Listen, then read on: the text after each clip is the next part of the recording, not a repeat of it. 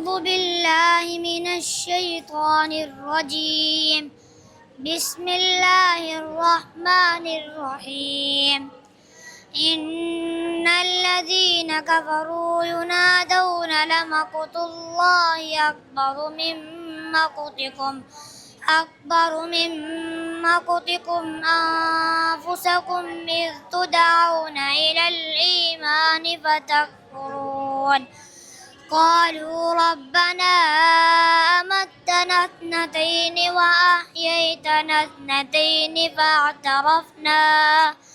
فاعترفنا بذنوبنا فهل إلى خروج من سبيل.